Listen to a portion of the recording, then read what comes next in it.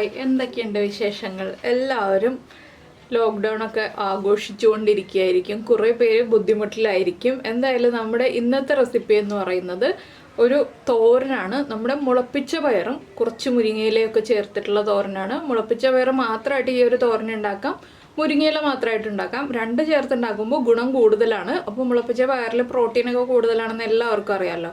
അതുപോലെ മുരിങ്ങയില കഴിക്കുന്നത് ശരീരത്തിന് വളരെ നല്ലതാണ്. അയൺ കണ്ടൻ്റൊക്കെ കുറവുള്ളവർക്ക് അയൺ കണ്ടൻറ്റ് ശരീരത്തിൽ കൂടി കിട്ടാനായിട്ട് മുരിങ്ങയില ആഴ്ചയിൽ 2 ദിവസങ്ങൾ ഉൾപ്പെടുത്താം. അപ്പോൾ ഇത് രണ്ടും ചേർത്ത് തോരൻ ഉണ്ടാക്കുമ്പോൾ പ്രോട്ടീനും അയണും എല്ലാം കിട്ടുന്ന രീതിയിലാണ് നമ്മൾ റെഡിയാക്കുന്നത്. അപ്പോൾ ഈ മുളപ്പിച്ച പയർ മുരിങ്ങയില തോരൻ എങ്ങനെയാണ് റെഡിയാക്കുന്നത് നമുക്ക് നോക്കാം. നമുക്ക് നമ്മുടെ ഇൻഗ്രീഡിയൻസ് നോക്കാം. നമ്മളിപ്പോൾ ചെറുപയർ മുളപ്പിച്ചെടുത്തിട്ടുണ്ട്. അപ്പോൾ തലേ ദിവസം വെള്ളത്തിൽ രാവിലെ ഇട്ടിട്ട് ഞാൻ വൈകിട്ടായപ്പോൾ ഒരു ഹോളുള്ള പാത്രത്തിലേക്ക് എടുത്തു വെച്ചു.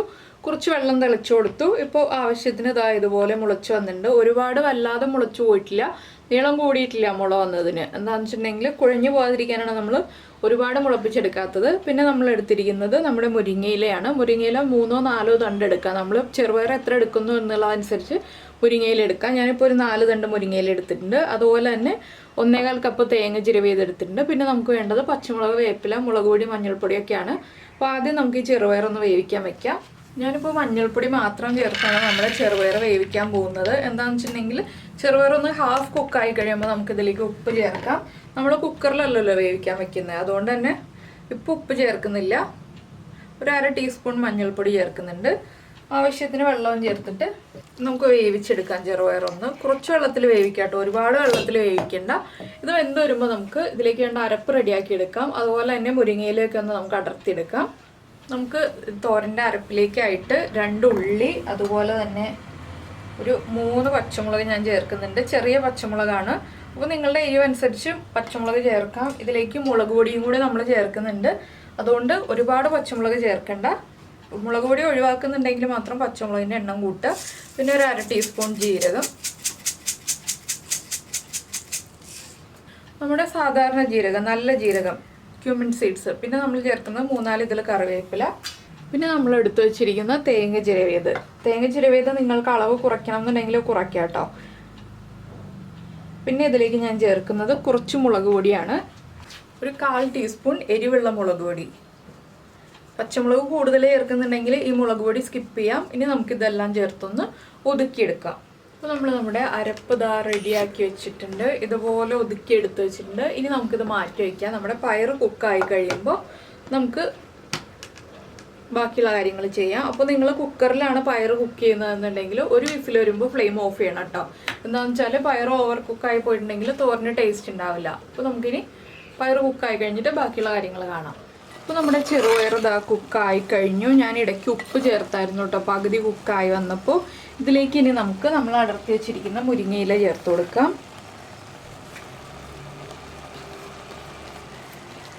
മുരിങ്ങയില ചേർത്തിട്ട് ഒന്ന് ഇളക്കിയിട്ട് അടച്ചു വയ്ക്കണം. ഒരു 2 മിനിറ്റ് ഒന്ന് കുക്ക് ചെയ്തെടുക്കാം. മുരിങ്ങയില ഒരുപാട് മൂപ്പ് കൂടിയത് എടുക്കരുത് കേട്ടോ. നമ്മൾ ഇളയ മുരിങ്ങയില എടുത്തിട്ട് വേണം തോരനുണ്ടാക്കാൻ. അപ്പോൾ ഇനി നന്നായിട്ടൊന്ന് ഇളക്കി മിക്സ് ചെയ്യുക. ചെറുപയറാണ് നമ്മൾ കൂടുതൽ എടുക്കുന്നത്, മുരിങ്ങയില കുറച്ച് അളവിൽ എടുക്കുന്നുള്ളൂ കേട്ടോ. നിങ്ങൾക്ക് കൂടുതൽ മുരിങ്ങയില ഇഷ്ടമാണെന്നുണ്ടെങ്കിൽ കൂടുതൽ ചേർക്കാം. ഞാനിപ്പോൾ ചെറിയൊരു അളവിലേ ചേർത്തിട്ടുള്ളൂ. ഇനി ഇതൊന്ന് കുക്കായി വരട്ടെ. നമുക്കൊരു 2 മിനിറ്റ് ഒന്ന് അടച്ചു വയ്ക്കാം. ചെറുപയറിൽ ഇതുണ്ടോ ചെറിയൊരളവിൽ വെള്ളമുണ്ട്. നമ്മളിങ്ങനെ മാറ്റി നോക്കുമ്പോൾ ചെറിയൊരളവിൽ വെള്ളമുണ്ട്. അത്രയും മതി മുരിങ്ങയില കുക്കാവാനായിട്ട്. പയറൊട്ടും തന്നെ കുഴഞ്ഞും പോയിട്ടില്ല. ഇനി നമുക്കിത് അടച്ചു വെച്ച് കുക്ക് ചെയ്തെടുക്കാം. അപ്പോൾ നമ്മുടെ മുരിങ്ങയിലയും ഇപ്പോൾ കുക്കായി വന്നിട്ടുണ്ട്. നമുക്കിതിലേക്ക് അരച്ചു വെച്ചിരിക്കുന്ന അരപ്പ് ചേർക്കാം.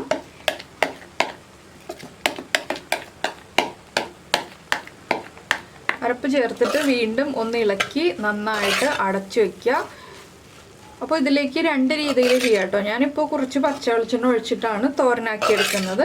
നിങ്ങൾക്ക് വറവിട്ടെടുക്കണം എന്നുണ്ടെങ്കിൽ നമ്മൾ സാധാരണ തോരനിൽ വറവിടുന്ന പോലെ തന്നെ വറവിട്ടെടുക്കാം. ഇതിപ്പോൾ അടച്ചു വയ്ക്കട്ടെ. എല്ലാം ഒരുമിച്ചാക്കിയിട്ട് അടച്ചു വയ്ക്കുക. പിന്നെ ഇതിലേക്ക് മുട്ട ചേർക്കണമെന്നുണ്ടെങ്കിൽ മുട്ട ചേർക്കാം കേട്ടോ. മുട്ട ചേർത്തിട്ട് മുരിങ്ങയില ചെറുപയർ മുട്ടത്തോരനാക്കി എടുക്കാം. അങ്ങനെയും ചെയ്യാം. അപ്പോൾ ഞാനിപ്പോൾ മുട്ടയൊന്നും ചേർക്കുന്നില്ല. ഇതിപ്പോൾ അടച്ചു വയ്ക്കുന്നേ ഉള്ളൂ. ഇതൊന്ന് നന്നായിട്ട് ആവി വരട്ടെ. ഒരു 2 മിനിറ്റ് ലോ ഫ്ലെയിമിൽ വെച്ചിട്ട് ആവി വന്നു കഴിയുമ്പോൾ നമുക്ക് വെളിച്ചെണ്ണ ചേർത്തിട്ട് ഇളക്കി മിക്സ് ചെയ്യാം. അപ്പോൾ നമ്മൾ നമ്മുടെ അരപ്പ് ചേർത്ത് അടച്ചു വെച്ചിട്ട് ഒരു 2 മിനിറ്റ് ആയി. അരപ്പിൽ നന്നായിട്ട് ആവിയൊക്കെ വന്നിട്ടുണ്ട്. ഒന്ന് ഇളക്കി മിക്സ് ചെയ്തിട്ട് ഉപ്പൊക്കെ ചെക്ക് ചെയ്യുക. ഉപ്പ് കുറവാണെങ്കിൽ ഉപ്പ് ആഡ് ചെയ്ത് കൊടുക്കുക.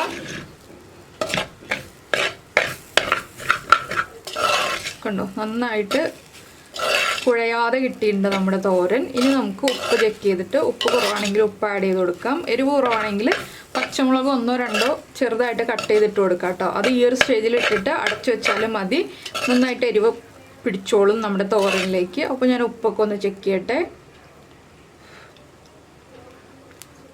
ഉപ്പൊക്കെ ആവശ്യത്തിനുണ്ട്. ഇനി നമുക്കിതിലേക്ക് കുറച്ച് കറിവേപ്പില ചേർത്തിട്ട് കുറച്ച് വെളിച്ചെണ്ണയും ഒഴിച്ച് അടച്ചു വയ്ക്കുക. നമ്മൾ ചോറ് കഴിക്കുന്ന സമയമാകുമ്പോൾ മിക്സ് ചെയ്തിട്ട് എടുത്ത് കഴിക്കുക.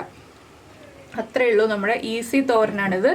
അപ്പോൾ എല്ലാവർക്കും എളുപ്പത്തിൽ ഉണ്ടാക്കാൻ പറ്റുന്ന ഈ ഒരു റെസിപ്പി ഇഷ്ടമായിട്ടുണ്ടാവുമെന്ന് വിചാരിക്കുന്നു. ഞാനിത് അടച്ചു വയ്ക്കാൻ പോവാണ്. ഞാൻ ഈ എടുത്ത അളവിൽ ഉപ്പും എരിവും എല്ലാം കറക്റ്റാണ് കേട്ടോ. ഫ്ലെയിം ഓഫ് ചെയ്യുക. വെളിച്ചെണ്ണ ഒഴിച്ച് കഴിഞ്ഞിട്ട് ഫ്ലെയിം അധികം നേരം ഓൺ ചെയ്ത് വയ്ക്കരുത്.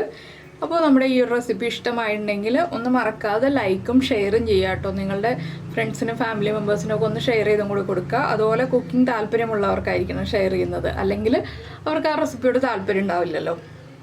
പിന്നെ നമ്മുടെ ചാനൽ ആദ്യമായിട്ട് കാണുകയാണ്, നമ്മുടെ വീഡിയോ പ്രസൻറ്റ് ചെയ്യുന്ന രീതിയൊക്കെ ഇഷ്ടമായിരുന്നുണ്ടെങ്കിൽ നമ്മുടെ ചാനലൊന്ന് സബ്സ്ക്രൈബ് ചെയ്ത് സപ്പോർട്ട് ചെയ്യണേ.